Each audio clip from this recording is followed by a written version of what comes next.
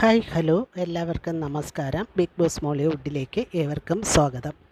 ഈ ചാനൽ ആദ്യമായി കാണുന്നവർ ചാനൽ സബ്സ്ക്രൈബ് ചെയ്ത് ലൈക്ക് ചെയ്ത് ഷെയർ ചെയ്ത് കമൻറ്റ് ചെയ്യാൻ മറക്കരുത്.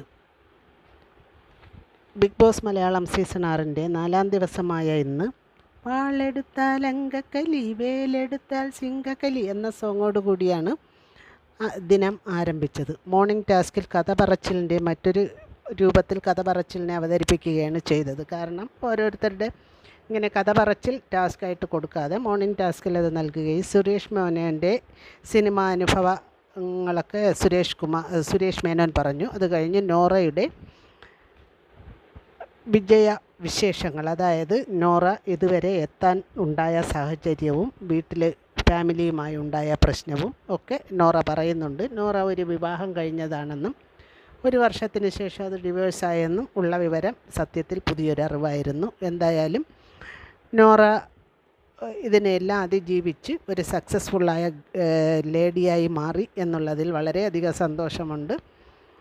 എന്തായാലും നോറ ഒരുവിധം നന്നായി തന്നെ നോറയുടെ അനുഭവങ്ങൾ അവതരിപ്പിക്കുകയുണ്ടായി. പിന്നെ റോക്കിക്കുണ്ടായ ജീവിതാനുഭവങ്ങളും ഇതുവരെ എത്താനുണ്ടായ സാഹചര്യമൊക്കെ വിവരിക്കുകയുണ്ടായി. സത്യത്തിൽ ഇത്രയും സീസണെ സംബന്ധിച്ച് നോക്കുകയാണെങ്കിൽ, എപ്പിസോഡുകളെക്കുറിച്ച് നോക്കുകയാണെങ്കിൽ ഇത്രയും ബോറായ ഒരു സീസൺ വേറെ ഇല്ലെന്ന് തന്നെ പറയാം. പക്ഷേ കണ്ടൻറ്റില്ലേ എന്ന് ചോദിച്ചാൽ കണ്ടൻറ്റുകളുടെ പൂരം. പക്ഷേ 1ാം ദിവസം മുതൽ ഈ 4ാം ദിവസം വരെയും ഉണ്ടായ കണ്ടൻറ്റുകൾ ഒരേ കാര്യമാണ്, ഒരേ വക കാര്യങ്ങളാണ് ഇത്രയും ഈ 4 ദിവസവും ഉണ്ടായ കണ്ടൻറ്റുകൾ എന്നതാണ് സീസൺ 6നെ ബോറടിപ്പിക്കുന്ന ഒരു വസ്തുത എന്ന് പറയാം.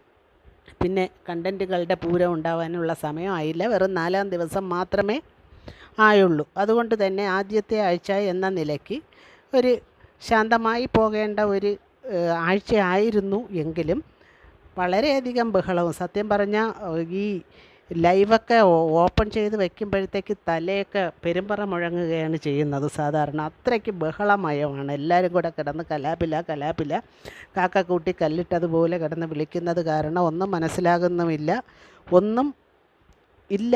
ഈ 1ാം ദിവസം 2ാം ദിവസവും 3ാം ദിവസവും എന്താണോ സംഭവിച്ചത് അത് തന്നെയാണ് 4ാം ദിവസവും എന്ന് പറയാം. പിന്നെ രതീഷ് കുമാറിന് ഇന്ന് അല്പം ഒരു ബഹളം കുറഞ്ഞിട്ടുണ്ട് എന്ന് തോന്നുന്നു, ഒരു പൊടിക്ക് ശകലം കുറഞ്ഞിട്ടുണ്ട് എന്ന് തോന്നുന്നു. അതിനി അടുത്ത ലാലേട്ടൻ വരുന്ന എപ്പിസോഡുകളായി ഇനി അടുത്ത വീക്കിൽ ഇത് ഗെയിം മാറ്റി പിടിക്കാമെന്ന് വിചാരിച്ചിട്ടാണോ എന്നറിയില്ല. എന്തായാലും ഭയങ്കര അരോചകമായ ഒരു ആഴ്ചയായി മാറി ഇത് എന്ന കാര്യത്തിൽ സംശയമില്ല. ഭയങ്കര ബഹളവും പ്രേക്ഷകർക്ക് ഇറിറ്റേറ്റ് ഉണ്ടാകുന്ന രീതിയിൽ, അത് കണ്ടുകൊണ്ടിരിക്കുന്നവർക്ക് സഹിക്കാൻ പറ്റാത്ത രീതിയിലുള്ള ബഹളവും കലവിലയുമാണ് ഈ എപ്പിസോഡുകളിലെല്ലാം ഉണ്ടായിരുന്നത്. അതേപോലെ തന്നെ ഇന്നത്തെ ദിവസവും കടന്നുപോയി എന്ന് വേണം പറയാൻ.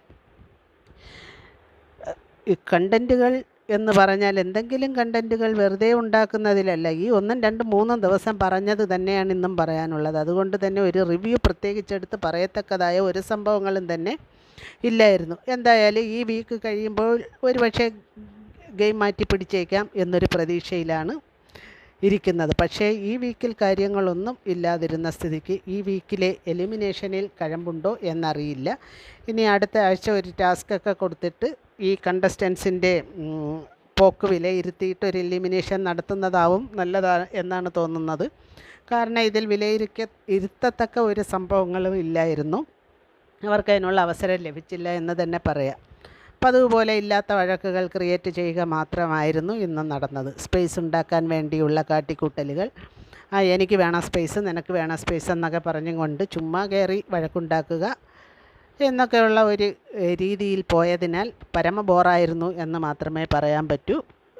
ബിഗ് ബോസ് ഗെയിം മാറ്റി പിടിക്കുക എന്ന് തന്നെ ഇന്നും പറയുന്നു. അതുകൊണ്ട് തന്നെയാണ് പറയുന്നത്, റിവ്യൂ പ്രത്യേകിച്ചൊന്നും എടുത്തു പറയാനില്ല. ഇന്നലെയും മെനഞ്ഞാന്നും ഒക്കെ പറഞ്ഞ റിവ്യൂ തന്നെയാണ് ഇന്നും. പിന്നെ റിവ്യൂ 4ാമത്തെ എപ്പിസോഡ് എന്ന നിലയ്ക്ക് റിവ്യൂ ചെയ്യണമല്ലോ എന്നുള്ള രീതിയിൽ മാത്രമാണ് ഇന്നത്തെ എപ്പിസോഡിൻ്റെ റിവ്യൂ എടുത്ത് പറയുന്നത്. രതീഷ് പതിവ് പോലെ കോമാളിത്തരങ്ങളുമായി ഈ ദിവസവും കഴിച്ചുകൂട്ടി. രതീഷിൻ്റെ പിന്നെ പവർ ടീമിൻ്റെ അധികാരം ഉപയോഗിച്ച് രതീഷിന് ഒരു റൂം നൽകാതെ ഗാർഡൻ ഏരിയയിൽ ഇരിക്കാൻ ശിക്ഷ വിധിച്ചു. ഈ പവർ ടീം എന്താണ് ചെയ്യുന്നതെന്ന് പവർ ടീമിന് പോലും ബോധമില്ല. അവരുടെ ശിക്ഷാ നടപടികളും വിധി കൽപ്പിക്കലും ഒക്കെ കണ്ടാൽ എന്തോ ഇന്ത്യൻ രാഷ്ട്രപതിയുടെ അധികാരവും പവറും കിട്ടിയതുപോലെയാണ് അവർ കാണിക്കുന്നത്. ആളുകളെ ദ്രോഹിക്കുക എന്നതിന് വേണ്ടി മാത്രം പവർ നൽകിയതുപോലെയാണ് ആ പവർ ടീമിൻ്റെ പെരുമാറ്റം. നിനക്ക് ആഹാരം തരില്ല, നിനക്ക് കിടക്കാൻ കട്ടിൽ തരില്ല, ഒക്കെ എന്തോന്ന് പവറാണ് കാണിക്കുന്നതെന്ന് അവർക്കെങ്കിലും മനസ്സിലാകുന്നുണ്ടോ? എന്തോ ഒരു പവർ ഉപയോഗിക്കേണ്ടത് ഇങ്ങനെയാണ്. അത് നല്ല രീതിയിലല്ലെങ്കിൽ എൻ്റർടൈൻമെൻറ്റ് രീതിയിൽ എങ്ങനെയെല്ലാം ഈ പവർ ചെയ്യാമായിരുന്നു, എങ്ങനെയെല്ലാം ഗെയിം കളിക്കാമായിരുന്നു. പക്ഷേ അവർ ഗെയിമെല്ലാം മറന്നിട്ട് എന്തോ ശിക്ഷാവിധി, സ്കൂൾ കുട്ടികളെ ശിക്ഷിക്കും പോലെയുള്ള ശിക്ഷാവിധികളും ഒക്കെ നടപ്പിലാക്കി പവർ ടീം എന്ത് ചെയ്യണമെന്നറിയാതെ അങ്ങോട്ടും ഇങ്ങോട്ടും നടക്കുന്നു. ഈ ആദ്യത്തെ പവർ കിട്ടിയ ടീം സത്യത്തിൽ വെറും വേസ്റ്റ് എന്ന് മാത്രമേ പറയാൻ പറ്റൂ. അതിലാർക്കും പവർ എങ്ങനെ ഉപയോഗിക്കണമെന്നറിയില്ല. ഗബ്രി എനിക്കറിയാം എന്ന് പറഞ്ഞ് ഗബ്രി നടക്കുന്നുണ്ടെങ്കിലും ഗബ്രിയും ഇത് തന്നെയാണ് ചെയ്യുന്നത്. നിനക്ക് ചോറ് തരില്ല, ഇന്ന് ഉച്ചയ്ക്ക് ഡിന്നർ തരില്ല, എനിക്ക് കിടക്കാൻ കട്ടിൽ തരില്ല, പുതപ്പ് തരില്ല എന്നൊക്കെ ഉള്ള രീതിക്കുള്ള ഒരു ശിക്ഷ. അതൊരു ശിക്ഷയാണോ? പിന്നെ വേറെ ഗ്രൂപ്പിൽ ജോലി ചെയ്തുകൊണ്ടിരിക്കുന്ന ആൾക്കാരെ വിളിച്ച് ജോലി കൊടുക്കുക. അതിൻ്റെ പേരിലാണെന്ന് തോന്നുന്നു അപ്സര ഒരു പ്രശ്നം ഉണ്ടാക്കിയതും ആ പ്രശ്നം പോയതും അതിൻ്റെ രീതിയിലാണ്. ഓരോരുത്തർക്ക് ഓരോ ജോലി വീതിച്ച് കൊടുത്തിട്ടുണ്ട്. പിന്നെ മറ്റൊരു ജോലി ചെയ്യേണ്ട ആൾക്കാരെ, മറ്റൊരു ഗ്രൂപ്പിലെ ആൾക്കാരെ വിളിച്ച് വേറൊരു ഗ്രൂപ്പിലെ ജോലി ചെയ്യിച്ച് ശിക്ഷിക്കുന്നത് എന്തിനാണ് എന്ന് മനസ്സിലാകുന്നില്ല. അവരുടെ ജോലിയിൽ തന്നെ എന്തെങ്കിലും ഒരു വ്യത്യാസമോ എന്തെങ്കിലും വരുത്തി അവരെ കൊണ്ട് ജോലി ചെയ്യിച്ചിരുന്നു എങ്കിൽ അത് മനസ്സിലാക്കാമായിരുന്നു. പക്ഷേ ഈ പവർ ടീമിന് എങ്ങനെ പവർ ഉപയോഗിക്കണമെന്ന് അറിയില്ല എന്നതാണ് സത്യം. ഇനി വരുന്ന പവർ ടീമുകൾ ഇങ്ങനെ തന്നെ അത് തുടരുമോ എന്താണെന്നറിയില്ല.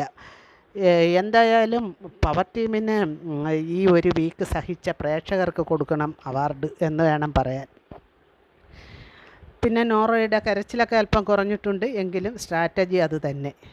എന്തെങ്കിലും പറഞ്ഞാൽ ഉടൻ പിണങ്ങുക, ഒരറ്റത്ത് പോയിരിക്കുക, കണ്ണു തുടയ്ക്കുക, വരിക, അതാണ് നോറയുടെ സ്ട്രാറ്റജി. പക്ഷേ ഇന്നലത്തേതിൽ നിന്നും അല്പം മാറിയിട്ടുണ്ട്. പിന്നെ കണ്ടസ്റ്റൻസിൻ്റെ ലാംഗ്വേജിനെ കുറിച്ച് പറയാതിരിക്കാൻ നിവർത്തിയില്ല. ലാംഗ്വേജസ് നിയന്ത്രിക്കാനുള്ള സമയമായി. ആർക്കും ഏത് വാക്കും ഉപയോഗിക്കാം എന്നുള്ള നിലയിലേക്കാണ് ഈ സീസൺ പോയിക്കൊണ്ടിരിക്കുന്നത്. അതിനൊരു തടയിട്ടില്ലെങ്കിൽ, വീക്കെൻഡിൽ ലാലേട്ടനോ ബിഗ് ബോസോ വിളിച്ച് അതിനൊരു തടയിട്ടില്ലെങ്കിൽ ഇത് സത്യത്തിൽ പ്രേക്ഷകർക്ക് കണ്ടുകൊണ്ടിരിക്കാൻ പോലും ബുദ്ധിമുട്ടായി മാറും. ന്യൂ ജെൻ സിനിമകളുടെ ഒരു ബാക്കി പത്രം പോലെയാണ് ഇപ്പോഴത്തെ സീസൺ 6 പൊയ്ക്കൊണ്ടിരിക്കുന്നത്. അപ്പോൾ അതിന് ഒരു തടയിടുക എന്നുള്ള ഒരു അഭിപ്രായം കൂടിയുണ്ട്. പിന്നെ നടന്നത് പവർ ടീമിൻ്റെ ചലഞ്ച് ടാസ്ക്കാണ്. ഇന്നും ചലഞ്ച് ടാസ്കിൽ വിജയിച്ചത് സുരേഷ് മേനോൻ നയിച്ച സിജോ, നോറ, ശരണ്യ, ശ്രീതു ടീം തന്നെയായിരുന്നു. ഇനി അവർക്ക് പവർ കിട്ടുമ്പോൾ എങ്ങനെ ഇരിക്കും എന്ന് കാണാൻ ആകാംക്ഷയുണ്ട്. ഈ പവർ തന്നെ ഇപ്പോൾ പവർ ടീം ഉപയോഗിക്കും പോലെയുള്ള ശിക്ഷാ നടപടികളും പ്രതികാര നടപടികളും തന്നെ ആയിരിക്കുമോ അടുത്ത തവണ സിജോയും ഗ്രൂപ്പുകാരും സുരേഷ് മേനോനും ഗ്രൂപ്പും ഉപയോഗിക്കുന്നത് എന്നും കണ്ടറിയേണ്ട കാര്യമാണ്. പിന്നെ ഉള്ളതെന്ന് വെച്ചാൽ ജാസ്മിൻ്റെയും ഗബ്രിയുടെയും പ്രണയവും പ്രണയകലഹവും ഒക്കെയാണ് പിന്നത്തെ കാഴ്ചകൾ. അവർ എന്താണ്, പ്രണയമാണോ ഇനി പ്രണയം നടിക്കുന്നതാണോ എന്താണെന്നുള്ള കാര്യമൊന്നും അറിയില്ല. എന്തായാലും ലവ് ട്രാക്കിൽ പോകാനാണ് അവർ ആഗ്രഹിക്കുന്നത് എന്ന് മനസ്സിലാകുന്നു. എപ്പിസോഡ് കാണുന്നവർക്ക് അങ്ങനെയാണ് മനസ്സിലാകുന്നത്. എപ്പിസോഡല്ല, ലൈവ് കണ്ടാലും അങ്ങനെയാണ് തോന്നുന്നത്. അവരൊരു ലവ് ട്രാക്ക് പിടിച്ചു പോകാനാണ് ശ്രമിക്കുന്നത് എന്നാണ് തോന്നുന്നത്. പല സീസണുകളിൽ ലവ് ട്രാക്ക് കണ്ട് തലപെരുത്തിരിക്കുന്ന പ്രേക്ഷകരാണ്. അതുകൊണ്ട് തന്നെ ലവ് ട്രാക്കിൽ വലിയ ഒരു ആകാംക്ഷയും ഇതൊന്നും കാണാൻ പ്രേക്ഷകർ താല്പര്യപ്പെടുന്നു എന്ന് തോന്നുന്നില്ല. അതുകൊണ്ട് ജാസ്മിനും ഗബ്രിയും അത് മനസ്സിലാക്കി ആ ട്രാക്ക് മാറ്റിപ്പിടിച്ച് ഗെയിമിൽ ശ്രദ്ധ കേന്ദ്രീകരിച്ചാൽ വളരെ നന്നായിരിക്കും. ജാസ്മിൻ നല്ലൊരു ഗെയിമറാണ്, ഗബ്രിയും നല്ലൊരു ഗെയിമറാണ്. അവരുടെ ഗെയിം ലവ് ട്രാക്കിലൂടെ പോയി കളയാതെ നല്ല രീതിയിൽ തന്നെ ഗെയിം കളിച്ച് മുന്നേറാൻ ശ്രമിക്കുക. അല്ലാതെ ഈ ലവ് ട്രാക്കും പിടിച്ചിരുന്നാൽ പരാജയപ്പെടുകയുള്ളൂ എന്ന് മാത്രമാണ് എൻ്റെ അഭിപ്രായം. ഈ ലവ് ട്രാക്കൊക്കെ മാറ്റിപ്പിടിച്ച് ഗെയിം ആണ് മുന്നിൽ കണ്ട് ഫോക്കസ് ചെയ്ത് കളിക്കാനുള്ളത്. പക്ഷേ ഈ തവണ ഒരു കണ്ടസ്റ്റൻസും ഗെയിം കളിക്കാൻ ആരംഭിച്ചിട്ടില്ല. അവർക്ക് ഗെയിം കളിക്കാൻ അവസരം കിട്ടിയില്ല എന്നുള്ളതാണ് സത്യം. ബിഗ് ബോസ് ആണെങ്കിലും കൊടുക്കുന്ന ടാസ്കുകളൊന്നും ഒരു ക്ലാരിറ്റി ഇല്ല. ക്ലാരിറ്റി ഉണ്ടെങ്കിൽ മാത്രമല്ലേ കണ്ടസ്റ്റൻസിന് അത് മനസ്സിലാകൂ. ഒന്നുകിൽ ഒരു ഗെയിം ഇട്ട് കൊടുക്കുമ്പോൾ മനസ്സിലാക്കുന്ന കണ്ടസ്റ്റൻസിനായി വേണം. അതല്ലെങ്കിൽ അവർക്ക് മനസ്സിലാകുന്നില്ലെങ്കിൽ ബിഗ് ബോസ് തന്നെ അതിന് ക്ലൂ കൊടുക്കുകയോ അതിനെ ബിഗ് ബോസ് ഉദ്ദേശിക്കുന്ന റൂട്ടിലോട്ട് നയിക്കുകയോ വേണം. ഇത് ഒന്നും ചെയ്യാതെ ബിഗ് ബോസ് വെറുതെ അവിടെ ഇരിക്കുന്നു. ബിഗ് ബോസിന് ലീവ് എടുത്ത് പോയോ എന്ന് തന്നെ അറിയില്ല. ബിഗ് ബോസ് ഒരു കാര്യത്തിൽ ഇടപെടുന്നില്ല എന്നുള്ളതാണ് സത്യം. ഒരു കാര്യത്തിൽ ഇടപെടുന്നില്ല. അവരുടെ ഗെയിം എങ്ങനെ കളിക്കണമെന്നോ ആ റൂട്ട് ഒന്ന് തെളിച്ചു കൊടുക്കുകയോ ഒന്നും ചെയ്യുന്നില്ല. കുറേ 5 പേരെ പവർ റൂമെന്നും പറഞ്ഞൊരു റൂമിനകത്ത് കയറ്റി അവരവിടെ കിടന്നു സുഖിച്ചും കൊണ്ട് അവർ എന്തൊക്കെയോ ചെയ്യുന്നു. ഞാൻ പറഞ്ഞില്ലേ, ചോറ് തരുന്നില്ല, കാപ്പി കൊടുക്കുന്നില്ല, കിടക്കാൻ ഇടം കൊടുക്കുന്നില്ല, ആ വേഷം ധരിക്കണ്ട, ഈ വേഷം ധരിക്കണ്ട, ഇങ്ങനെയൊക്കെയുള്ള സില്ലി നമ്മൾ LP സ്കൂളിലെ കുട്ടികൾക്ക് കൊടുക്കുന്ന ശിക്ഷകളാണ് പവർ ടീം ഈ ഇത്രയും വലിയൊരു റിയാലിറ്റി ഷോ. പ്രേക്ഷകർ കണ്ണിൽ എണ്ണ ഒഴിച്ച് ലൈവും എപ്പിസോഡും ഒക്കെ കാണാൻ ഇങ്ങനെയുള്ള ജോലികളെല്ലാം മാറ്റി കുത്തിയിരിക്കുകയാണ്. അവർക്ക് മുന്നിലിട്ട് കൊടുക്കുന്നതാണ് ഇന്ന് നിനക്ക് ഉച്ചയ്ക്ക് ചോറ് തരില്ല, ഇങ്ങനെയൊക്കെയുള്ള വിഷയങ്ങൾ.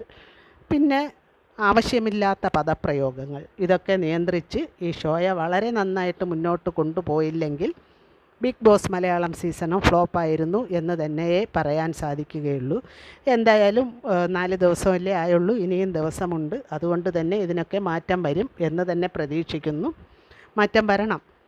മാറ്റിപ്പിടിച്ചാലോ എന്ന് ടാഗ് ലൈൻ മാത്രം കൊടുത്തിട്ട് കാര്യമില്ല, മാറ്റിപ്പിടിക്കുക തന്നെ വേണം. അല്ലെങ്കിൽ ബിഗ് ബോസ് മലയാള സീസൺ എല്ലാ സീസണേക്കാളും വളരെ അധികം ഫ്ലോപ്പായി മാറും. ഒരു രതീഷ് കുമാറിനെയും കണ്ടുകൊണ്ട് ഈ ഷോ മുന്നോട്ട് നയിക്കാം എന്ന് വിചാരിച്ചാൽ അത് ഫ്ലോപ്പായി പോവുകയുള്ളൂ. അതുകൊണ്ട് തന്നെ നിയന്ത്രിക്കേണ്ട സ്ഥലത്ത് കണ്ടസ്റ്റൻസിനെ നിയന്ത്രിക്കുക. രതീഷ് കുമാറിൻ്റെ കോമാളിത്തരങ്ങളും കുറച്ചൊന്ന് നിയന്ത്രിച്ചില്ലെങ്കിൽ ആകെ പ്രേക്ഷകന് വട്ടാവും. അതുകൊണ്ട് ഇനിയുള്ള ദിവസങ്ങൾ വളരെ ഭംഗിയായി മുന്നോട്ട് പോകും. ഈ വീക്കെൻഡിൽ ലാലേട്ടൻ വരുമ്പോൾ ഇതിനൊക്കെ ഒരു പരിഹാരം ഉണ്ടാകും എന്ന് പ്രതീക്ഷിക്കുന്നു. എന്തായാലും ഇനിയുള്ള ദിവസങ്ങളെങ്കിലും ഈ ഗെയിം വളരെ നന്നായി മുന്നോട്ട് പോട്ടെ എന്ന് ആശംസിച്ചുകൊണ്ട് ഈ വീഡിയോ ഇവിടെ അവസാനിപ്പിച്ച് വിട പറയുന്നു. മറ്റൊരു വീഡിയോയുമായി വീണ്ടും കാണാം. ഇനി വരുന്ന വീഡിയോകളുടെ നോട്ടിഫിക്കേഷൻ നിങ്ങൾക്ക് ലഭിക്കുന്നതിന് വേണ്ടി ചാനൽ സബ്സ്ക്രൈബ് ചെയ്യുക. നന്ദി, നമസ്കാരം.